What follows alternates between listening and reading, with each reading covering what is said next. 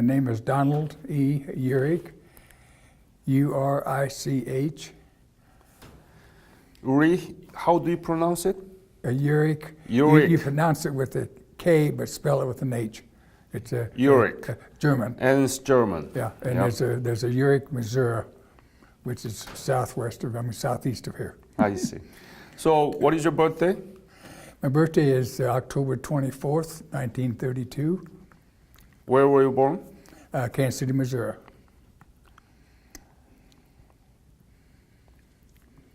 And tell me about your family when you were growing up, your parents and your siblings.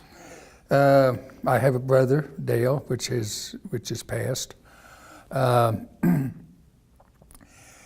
like I say, was born in Kansas City, Missouri. I stayed most of the time with my grandparents, Elmer F. Snodgrass.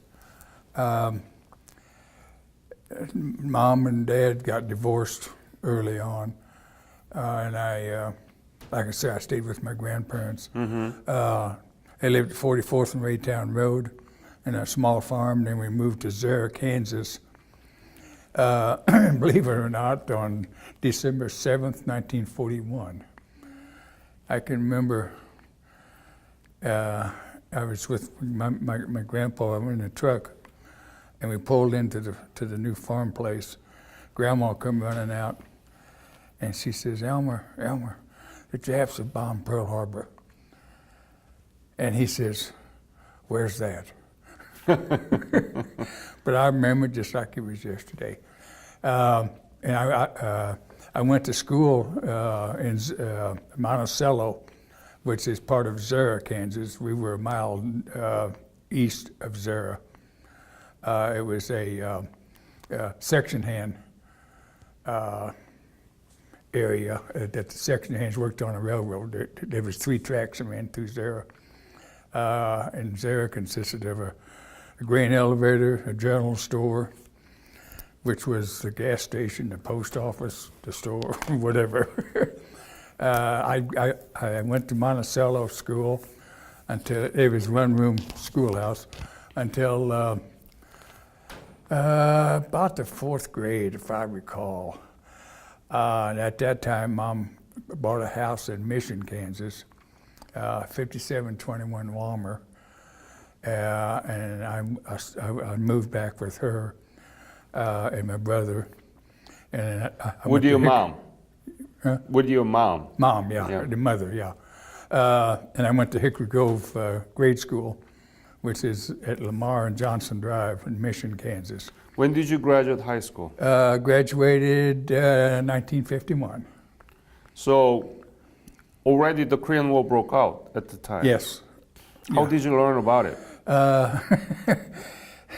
Well, I graduated from high school, and I operated 2 service stations, and then I got a letter from my El Presidente for me to report on February 2nd, 1953. 53? 53. So you were drafted? Yes. I went to Camp Crowder, Missouri, which is no longer in existence. I got my uniform, all the basic stuff that we needed. Learned how to march, so forth. And then I went to Fort Riley, Fort Riley, Kansas, which is down by Salina, Kansas. And it's still in existence. It was the 10th Mountain Division. I spent 8 weeks basic there, and then I went to 8 weeks wheel vehicle school to be a mechanic, which was what I was doing in civilian life. We got out of our basic about the middle of June of '53. And must have had a short time at home.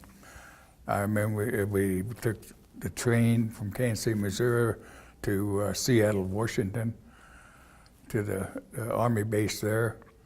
And it was funny because we stopped at someplace down in Missouri. A bunch of National Guard people got on, and they had their ODs on, and we were in khakis because it was almost into July. And the MPs were very strict on keeping your uniform on. But before, in your school, did you learn anything about Korea?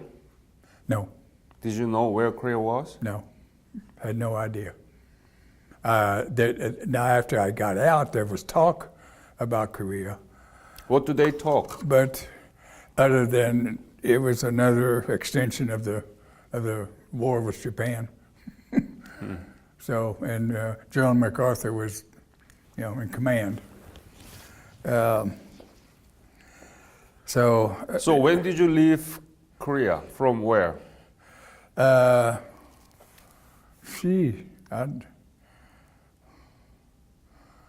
I'm going to say probably Incheon. No, when did you leave for Korea? When I leave, about the first week in July, we left out of Seattle, Washington. You mean 53? 53, yeah. First week of July. Somewhere in that vicinity, yeah. And where did you landed in Korea? I believe Incheon. Incheon. Sasebo keeps ringing my bell, but that's on In Japan. Yeah, okay, that's where we landed first. Then we went over to, and then we got off at Incheon. And first week of July in 1953 is just right before the Signing, right? of the armistice. Yes. You didn't know anything about that, right? I knew I was going to Korea. That's it. Other than that, no. You didn't know. Not that I recall. You didn't know that the war going to be ended soon. Not probably until we got on the ship. There may have been talk about it, but I don't remember whether it was or not. What was your reaction when you came to know that you are going to go to the Korean War? What did you think? To tell you the truth, I don't remember. I think it was just another duty station. I was in the service, and that's where they told me to go, so that's where I was going. I knew I wasn't going to be an infantryman. I was going to be in a motor pool.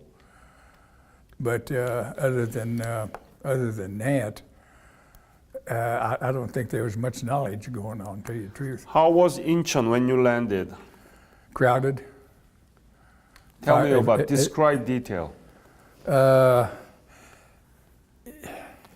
It was, well, we did it so fast. It's kind of hard to remember. I remember the general outline of the docks and stuff like that. And then we got off the ship and went to a repo depot where they called out our names, and we boarded if I remember, a train up to where we were going. I was sent to the 45th Infantry Division, which is a Oklahoma National Guard unit. I was with them on July 27th. In my book there, I've got a couple pictures that we were there in the valley of the DMZ. You could see it up on the hill, which I got marked. And I was in the 45th until they sent the colors home. And somewhere around January, February of '54, I was transferred to the 7th Division, headquarters motor pool, which I did become motor sergeant before I left there.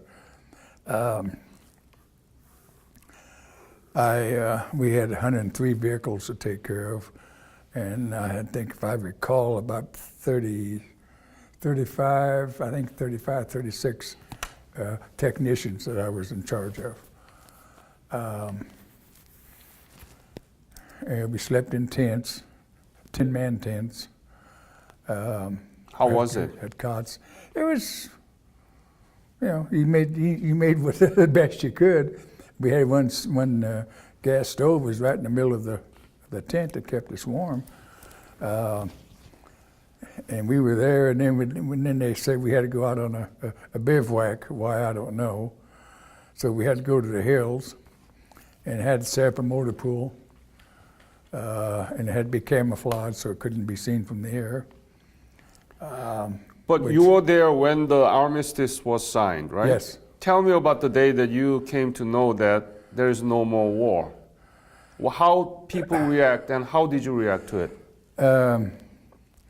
If I recall, I thought, well, there won't be any more fighting. Won't be any more people killed. Speaking of that, when we landed in Incheon, and we went by truck up to where the train thing was, and we had to pull over on the road to let a convoy come by, and it was GRS convoy, and it was full of deceased soldiers in the back of the beds. They was covered up. Very disheartening thing. I remember just like it yesterday. Let's see, where was I? So you were happy when the armistice was signed? Well, yeah, I was relieved that I wouldn't have to be carrying my .45 with me anymore, or my M1, my steel helmet, which turned out to be not true, because we were up next to the DMZ, and we were shelled. Our fuel supply dump was shelled by the North Koreans, and I don't know where my train of thought has left me again. All right, so what was the most difficult thing during your service in Korea?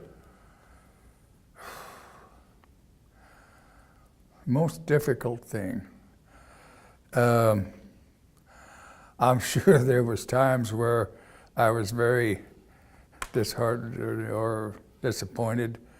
I know a typhoon came by our area and took down all of our tents and work sheds and stuff, which we had to rebuild, which is no problem. I really don't remember too much about the hearing about the armistice was signed. I guess I was very naive. I didn't really realize what was taking place, but nobody told the North Koreans, because they were still up on the DMZ. I went up there several times with a supply truck. They were still sending rounds over. Of course, we didn't respond. All in all, I had I think a pretty good time in the service.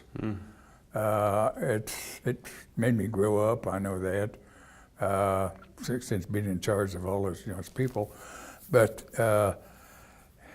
responsibility, which I thank the service for. Did you know what you were doing there? Why you were there? Oh yeah. Tell me, please. To keep the North Koreans from coming in the South, which they were the communist people, and we didn't. Their ideas didn't gel with ours at all. Still don't. It was. I'm sure that there was a lot of conversation going on about it, but evidently I didn't realize it or get involved, I guess. I know I was happy when the armistice was signed. Other than that, I really don't recall, too much about. I know, events that took place while I was over there. One of the things that really sticks in my mind, I used to go to the enlisted men's mess. And of course, when I become sergeant, I went to the sergeant's mess, and I knew the chief mess sergeant because I took care of his vehicles. And I remember walking in that morning with my sergeant stripes on, and he says, "Good morning, Sergeant." He says, "How many eggs you want and how do you want them?" And before that, when we was in the other mess, you got what they shelled out on your plate, and it was a whole different world from then on. You commanded respect and you got respect. But that really sticks in my mind. How many eggs do you want and how do you want them? But Sunny side up. yes, and during that time, we were kind of crowded as far as having service vehicles, because there's a lot of them that needed service vehicles, the next day. I started night service, so we could get the ones that had to be on the road the next day serviced. And the mess sergeant was real nice. He would make up sandwiches and stuff for us, so we'd have something, eat around midnight. Other than that, plus we got to sleep in the next day. But my time in the service was good. I guess I hit all the places at the right time. Were there any dangerous kind of occasion or moments during your service that you might have been killed Other or than wounded? the shelling of a fuel dump, and like I say, I would go up on the line, up on the DMZ with our supply vehicles, just to see what was going on, see their bunkers and all that good stuff. There, you had to be very careful. You didn't stay in one place too long to be seen from the from the other ridge. But it was something that, well, I don't know whether I would say everybody would need to go through it, but I still think even today, I think we ought to have mandatory service. As soon as you get out of high school, if you now the ones that's going to college, know what they're going to do with themselves, fine. But there's so many that have no idea what they want to do. Put them in service for a year. It'll make a man out of them. What is your image of Korea in 1954? What is the image? What is the memory of it? Okay, Be honest. When I would go down to Seoul on a scavenger hunt, you might say, it was very, very desolate. The houses were just in shambles. The businesses were. You get off the main drag, go back on the back streets. Very, very, very, very poor.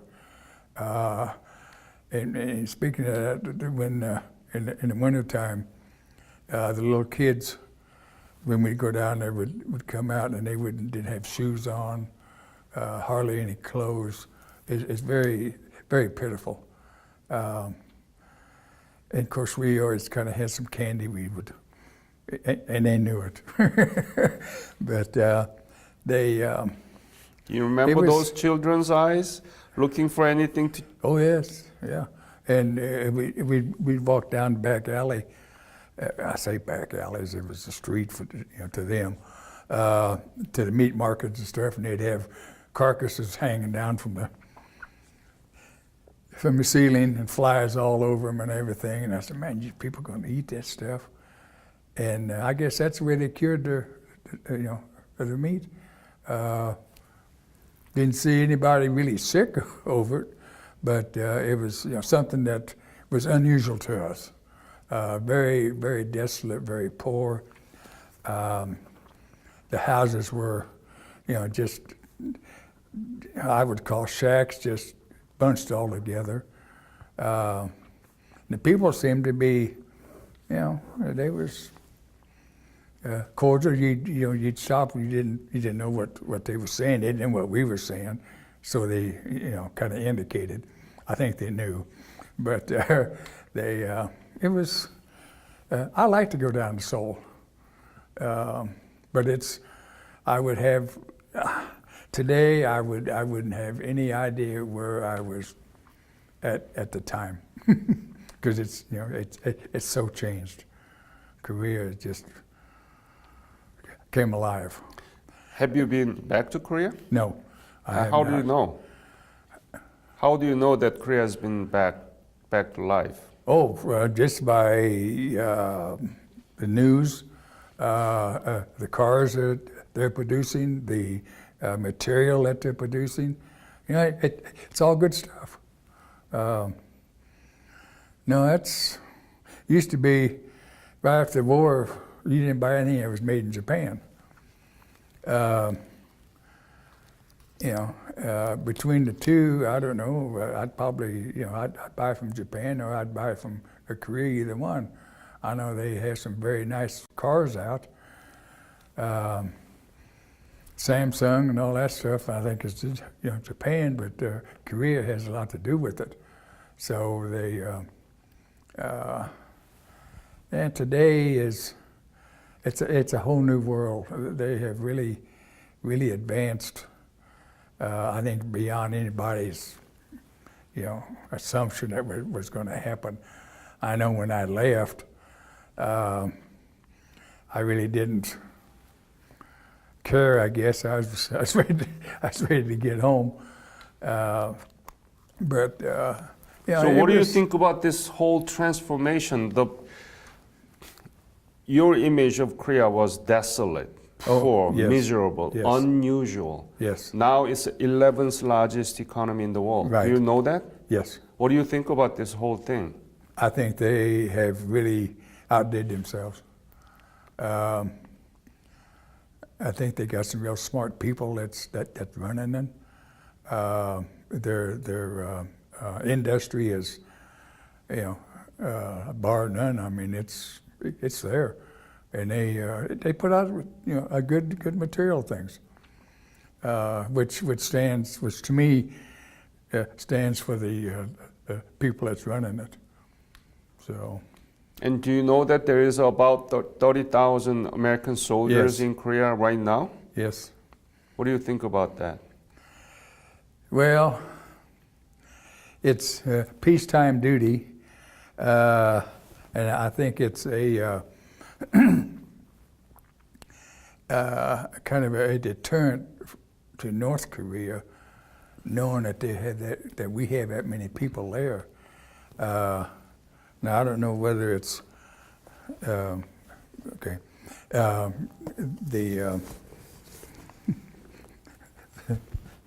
The people. I kind of lost my train of thought again. North Korea. Okay, on the people, yeah, they know that we're still active, which there's got to be a deterrent. Hope so, in a way, because I don't think it doesn't need to become another Korean War. On the same token, we still have troops in Japan. And it's but 30,000. I think it's a worthwhile duty as far as that goes. I think they're there for a reason, and it's unfortunately, after the war is over, everybody thinks everything just goes back to normal. It doesn't. There's got to be some leaders there. There's got to be the will to advance yourself, and I think they have the people. They know how to do it, and they've done it. So it's. You know that China is now challenging the United States, right? Yes. And also Russia become the major threat to the United States. And Yes. the South Korea is far front line of those. Cold War never ended. Actually, No. there is a real Cold War coming out of it now. What do you think about this whole thing in the context of U.S.-Korea alliances? Well, I think Korea knows that the United States is a great ally. We're there to, if something happens, we're there. And I think just our presence in the area has a lot to do with China kind of backing down. They think twice. Russia's thinking twice. Because I think they know that we're not afraid to put the nuke up. Lord help us if it ever happens. But it's there to be used if needed. I just hope that we have cool heads on both sides if that ever comes to pass. It'd be the end of the world. Mm. It's terrible. Have you been other part of Korea other than Seoul when you were in Korea? Yeah, well, I went to Incheon. I was in Seoul. Several of the little cities around, towns around there, which I don't remember names, but I know we would go.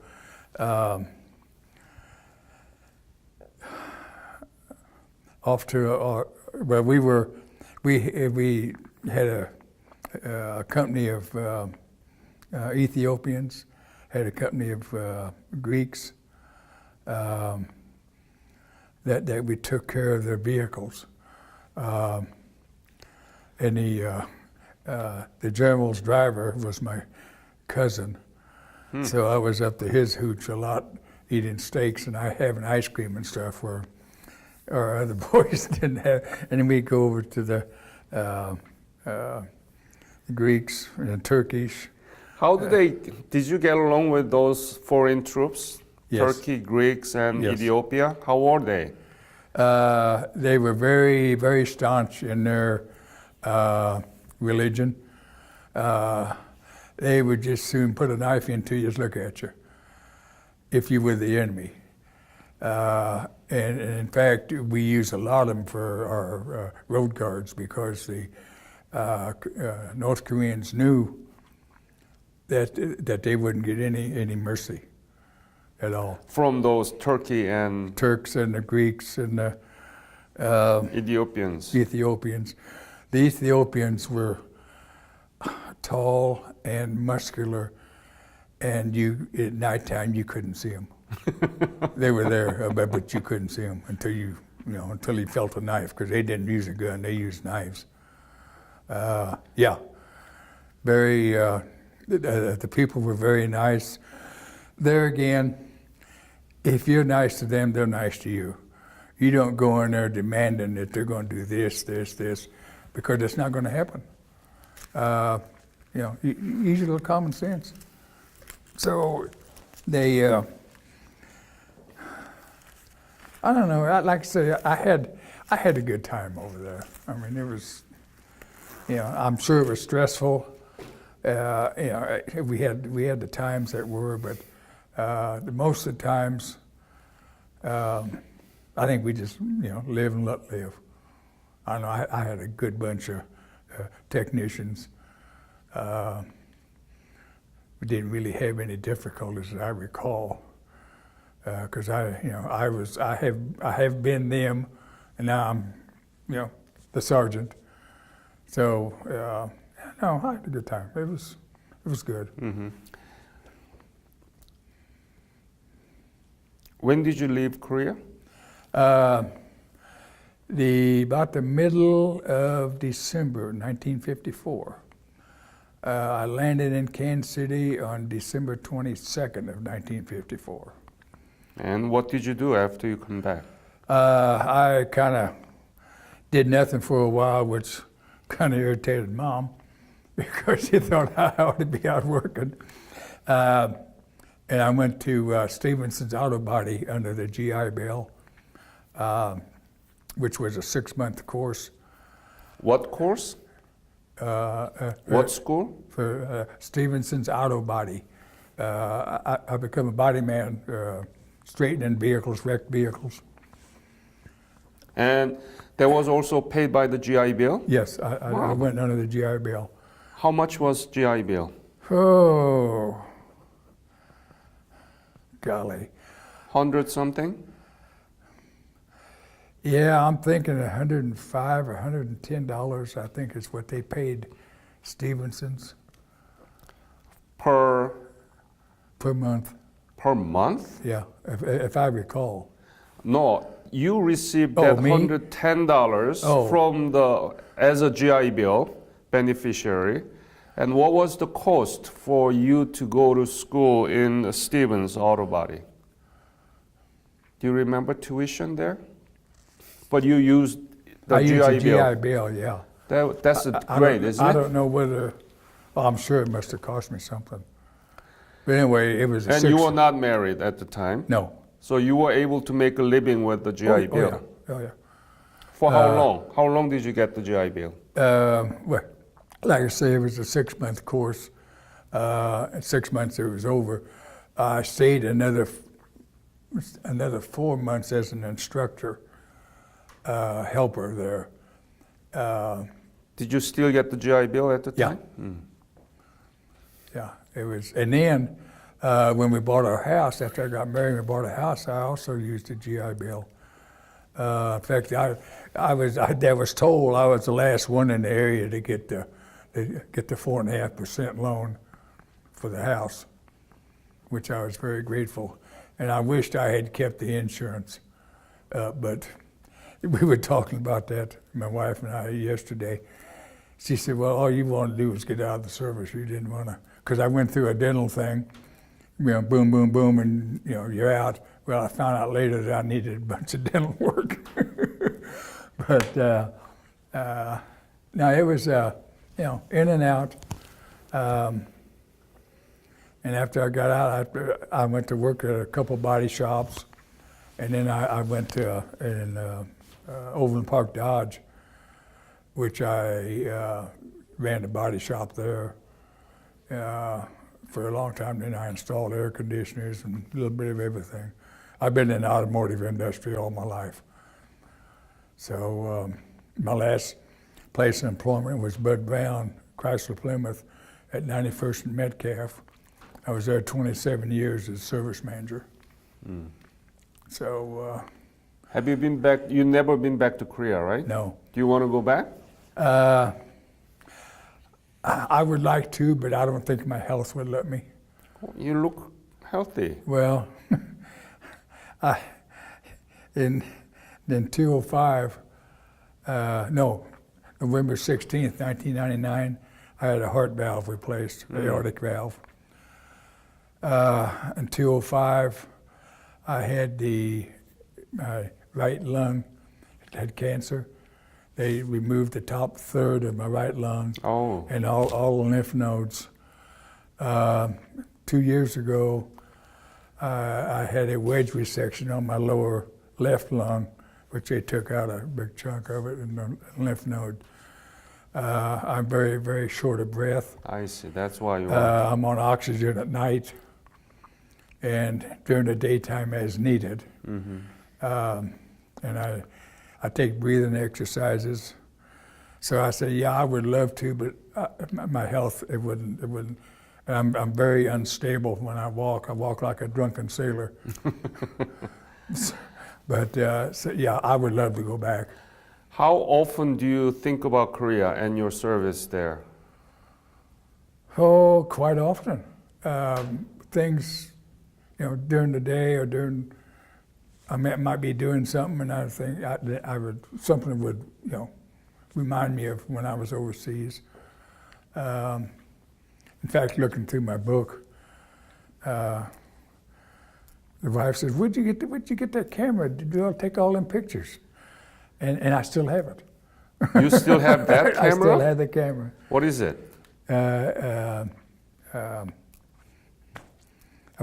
Olympus? Olympus, yes. Made in Japan? Yeah, oh yeah. And you show me a lot of pictures there. And when you look at those pictures, what do you think? Oh, I think things that happened at the time, when either before or after I've taken the pictures. To me, pictures are, it brings life back to you. There's so many times that you go someplace or do something, you say, man, I wish I'd had my camera. Because it's, that is a one-time deal. You don't get it again. But if you take a picture, it's there. You got it. Yes, that's right. So that's why at our meetings that we go to, I take, there's a bunch of them in there. I take pictures, and I give them to Don Dyer, and he gives them to the Graybeards, which is a Korean magazine that we get each month. So you are a member of KWVA? Oh yes, definitely. George Dixon gave me his whole album so that I can scan this and put it into the website so that people can see your interview and your picture together. Would you be willing to do that? He has a lot of pictures. Yeah, we can scan it. Okay. But the Korean War part, not the modern part. Right, yeah. Would Sure. you be willing to do that? Sure, you bet. There is a teacher in Missouri, very close, just 1 hour apart, and her name is Kim Greer. And she and I, Tom Stevens, went together to Truman Library yesterday. Oh, okay. And she is scanning George Dixon's picture. Yeah, So can I leave your picture to her? sure. Great. I will give her information to you so that you Okay. can call her. Okay. All right? Yeah, that'd be fine. Because there's a lot of, and I've written on the back of the pictures That's good. what. That's great. That's the metadata. Yeah, Okay. So, why do you think it's a successful war, wasn't it? Korean War. What do you think? Yeah, it was successful in that it let South Korea become a nation, not dependent on anybody else. They stand alone. Yes, it was, and I think it was probably a necessary war. From my information, what I have read and stuff, the North Koreans, most of them have no idea what's going on. They don't have the communication that South Korea has or that we have, which is sad. Well, they got the dictator over there, and he dictates what's what, and that's it. And they think that he's God. I want to thank you and enjoy the gospel that I wrote. Yes. And The wife is about ready to take it away from me. great pleasure. Thank you. All right. I'm glad for the opportunity to do this. And it will be think used in our it's- education material. It's needed. Thank you, sir. Okay, you betcha.